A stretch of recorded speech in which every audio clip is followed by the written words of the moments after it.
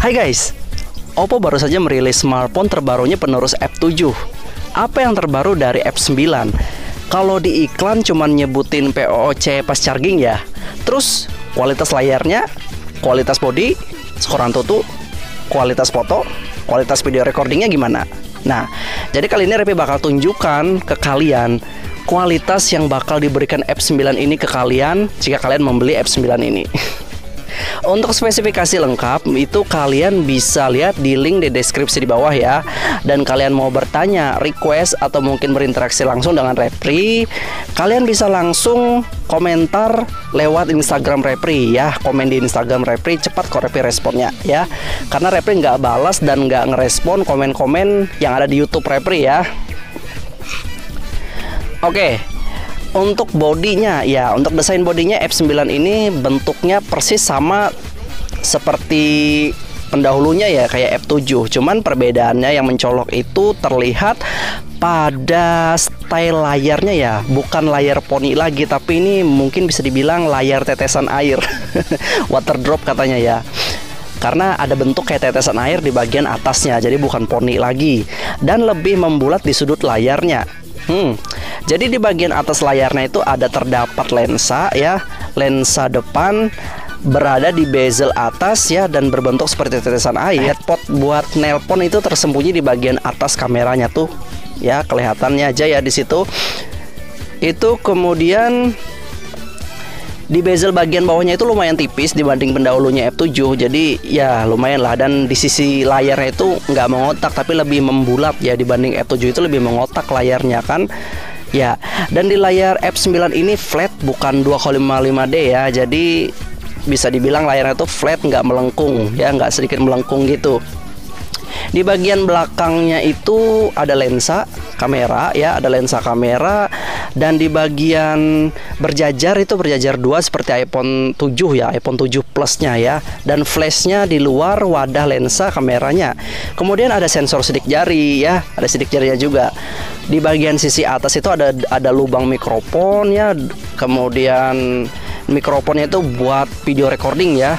Nah, kemudian di bagian bawah itu ada lubang headset ya, lubang mikrofon telepon, kemudian lubang charger dan lubang speaker. Di bagian sisi kiri itu ada tombol volume dan baki slot SIM dan memori. Di bagian sisi kanan itu hanya ada tombol power semata. Ya, bahan backnya itu persis banget menurut Repy seperti F7 ya. Namun motif warnanya F9 ini spesial banget ya. Jadi bisa dibilang gradasi dua warna gitu ya, yang berbeda. Dan yang bikin Repy suka liatin itu ada tekstur warna body backnya itu seolah-olah kayak kristal gitu ya, kayak kristal 3 dimensi yang memantul cahaya. Pokoknya indah banget ya, indah banget. Apalagi pas terkena paparan sinar itu makin jelas efek warna 3 dimensinya. Jadi cantik banget ini smartphone, kayak motif berlian gitu. Jadi untuk body, untuk kualitas ya, untuk kualitas menurut Repy rasa ini persis seperti pendahulunya ya.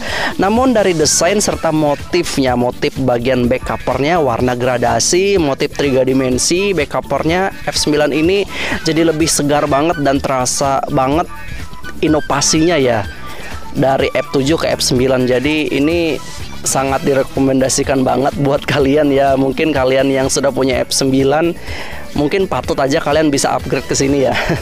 Karena bentuknya itu, bodinya tuh indah banget ya, jujur. Ya, untuk layar itu memang flat, datar, nggak melengkung juga ya, nggak sedikit melengkung kayak 2,5D itu. Tapi jujur Repy suka banget dengan kualitas layarnya. Nah, kemana ya? Layarnya F9 ini karakternya itu mirip kayak layar iPhone yang sedikit menguning. Ingat ya, ini maksudnya sedikit menguning ini bukan menguning karena pakai fitur pelindung mata, tapi memang sedikit menguning seperti karakteristik layarnya iPhone. Jadi layarnya tuh clear banget gitu ya, enak di mata. Dan warna karakteristiknya tuh enak banget di mata ya. Jadi saat kita lihat di sudut kemiringan ekstrim ya, di sisi kiri kanan atas bawah itu tetap clear dan pokoknya jelas banget layarnya menunjukkan gambar yang ada di smartphone-nya. Jadi Repy nggak bisa komentar apa-apa lagi, layarnya memang bagus gitu ya, memang enak dilihat ya. Kemudian Sebelum kita nilai kinerjanya, kita lihat dulu tampilannya dan VOOC fast chargingnya ya. Nah, jadi ini pengalaman Repi menggunakan ini ya. Ini menggunakan charger bawaannya, tapi harus menggunakan charger bawaannya itu 30 menit mencas itu kalau nggak salah 80%-an itu baterainya sudah terisi. Mantap kan, cepat banget ya.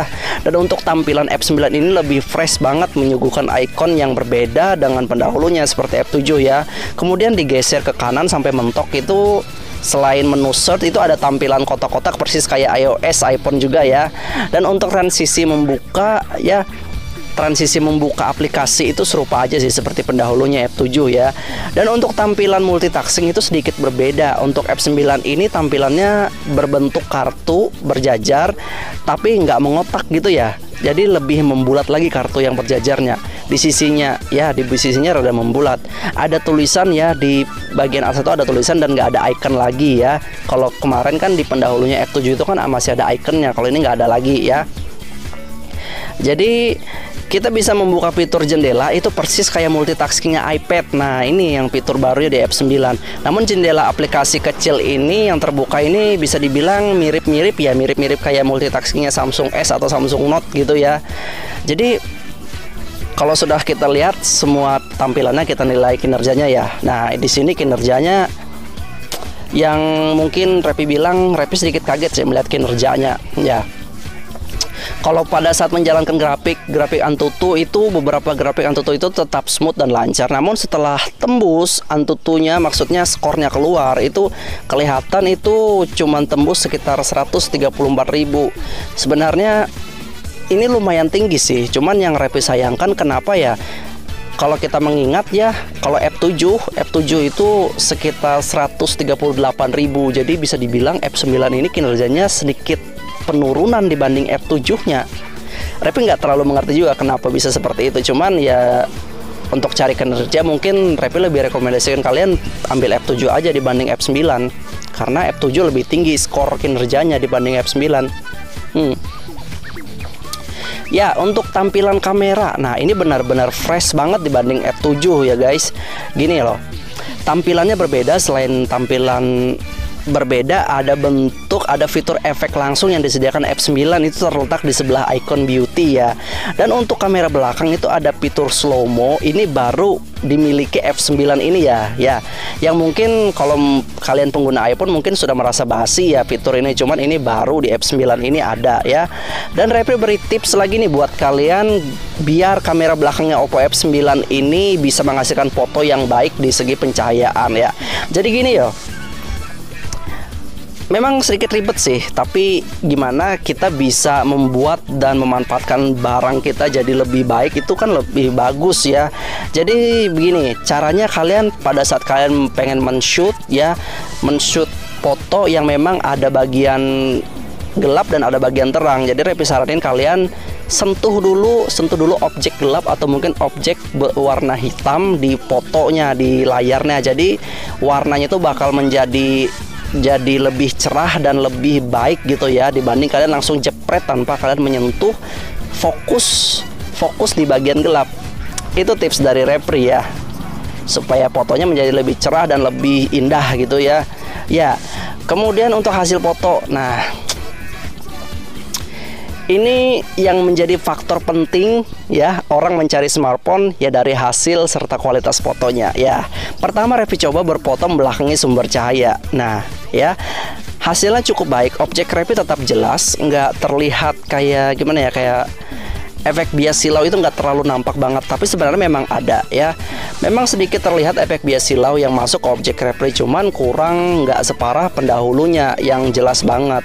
Lalu Repi coba berfoto menghadap sumber cahaya tepat ya. Sempat kaget juga sih Repi ya melihat hasil fotonya, kayak bukan hasil foto Oppo ya gitu ya. Pokoknya nggak Oppo banget hasilnya seperti ini ya.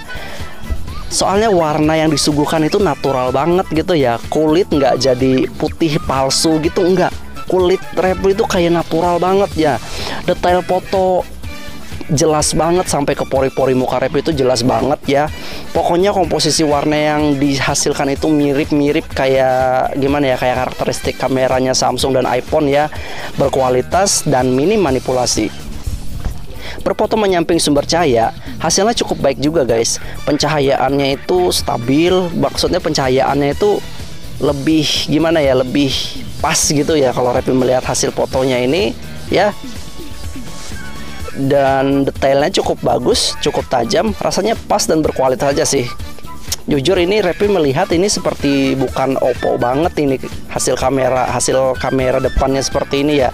Bagus banget, berkualitas banget guys. Ya, kemudian Repi coba mode pipit ya. Hasilnya memang sedikit over saturasi sih. Warna merah dan biru itu kayak di push gitu biar makin jelas dan pekat banget ya, dan detail ya, warnanya warna-warna yang memang bisa di pushnya, jadi rada over gitu ya, over saturasi ya. Kemudian Repi coba nih mode bokehnya. Karena lensa kamera depannya cuma ada satu, jadi kita harus bisa memaklumi ya jika bokehnya itu nggak sesempurna pesaingnya yang memang berlensa dua di kamera depannya. Kita bisa lihat di perbatasan objek fokus dan blur, di situ masih belum rapi dan jelas perbatasan antara bagian blur dan objek fokusnya ya, jadi masih banyak yang missnya gitu ya kalau menurut Repi itu sih. Kemudian Repi coba mode beauty tingkat maksimal. Nah, kayaknya mode beauty Oppo F9 ini lebih cerdas dari sebelumnya ya. Ya, bagian alis dan mata itu nggak kena efek blur gitu ya. Jadi mode beauty-nya ini tetap tajam ya di bagian alis dan mata. Itu sih yang menurut Repi bagusnya di F9 ini. Blurnya itu tepat mengenai daerah pipi, jidat, hidung, dagu, dan bibir doang gitu ya. Jadi beauty-nya tetap terkesan natural walaupun ini pakai beauty level maksimal. Biasanya kan kalau kita pakai Oppo itu kan level maksimal itu pakai mode beauty itu sudah bukan kayak muka asli lagi gitu ya. Tapi ini masih terlihat naturalnya, bagus banget malah Repi lihat ya. Jadi berfoto di outdoor ya, ini lagi panas-panasnya guys. Hasil fotonya itu cukup baik dan detail, warna yang dihasilkan juga cukup terang. Repi coba memoto di dalam ruangan, dalam ruangan ya, yang terpapar sinar matahari ya ini ya. Hasilnya cukup baik dan cerah, dan warna hitam objek juga terlihat cukup pekat. Berganti angle, hasilnya cukup baik dan cukup cerah. Warna objek yang dihasilkan itu cukup asli, namun berfoto menghadap sumber cahaya itu hasilnya jadi over brightness gitu ya. Seolah-olah warna objek itu yang bukan jadi sumber cahaya itu menjadi blur ya, menjadi luntur maksudnya ya. Luntur banget dari warna aslinya. Ya, memoto objek peralihan sumber cahaya dan bukan sumber cahaya, hasilnya cukup baik dan selaras. Itu sih menurut Repi bagus ya. Repi coba mode potret. Nah, di tempat yang minim cahaya sebenarnya ini. Hasil awalnya sebenarnya gelap, namun pakai teknik sentuh objek gelap yang Repi beri tips ke kalian tadi itu hasilnya jadi kayak gini ya.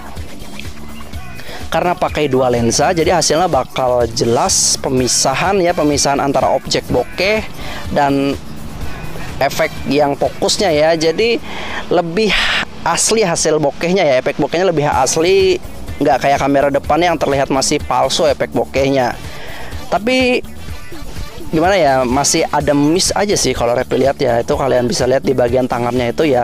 Tapi menurut Repi lumayan lah, ini sudah bagus, lumayan bagus ya. Jadi kalau menurut Repi nih, kayaknya Oppo mulai melebarkan pangsa pasarnya dari negara Asia ke negara Eropa dan Amerika. Itu sih kalau menurut Repi. Mungkin untuk kita cukup diterima karakter kamera yang bikin kulit super bening gitu ya.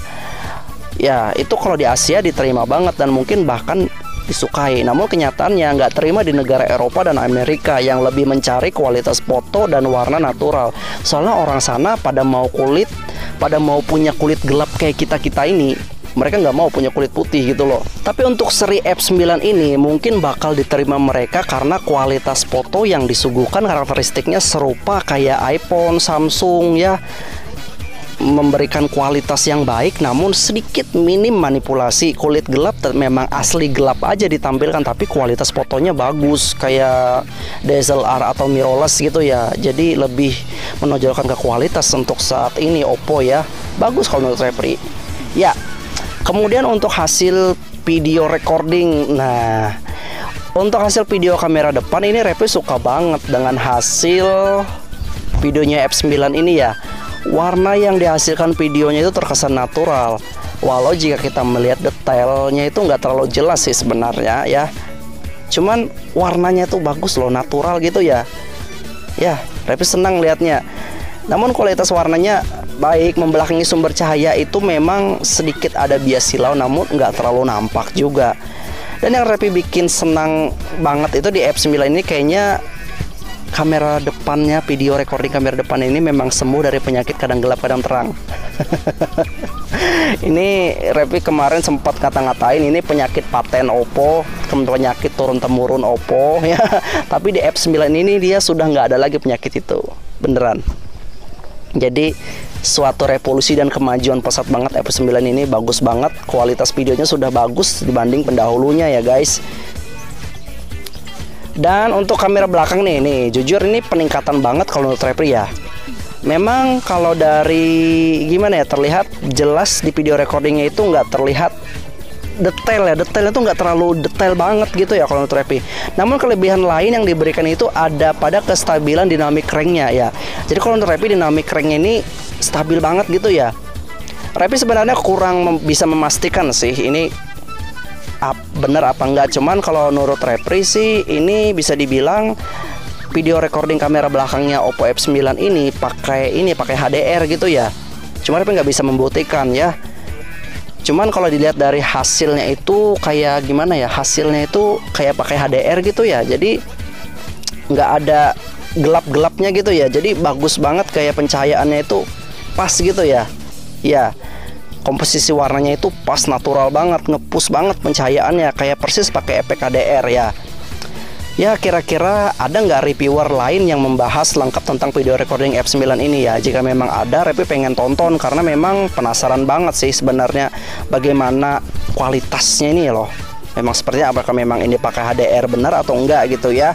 Cuman yang Repri senangnya lagi itu penyakit kadang gelap kadang terang itu nggak ada di Oppo F9 ini. Jadi ini sesuatu yang menggembirakan dan kabar gembira banget ya buat kalian pecinta Oppo, karena video recording kamera belakangnya F9 ini sudah nggak ada penyakit kadang gelap kadang terangnya lagi ya.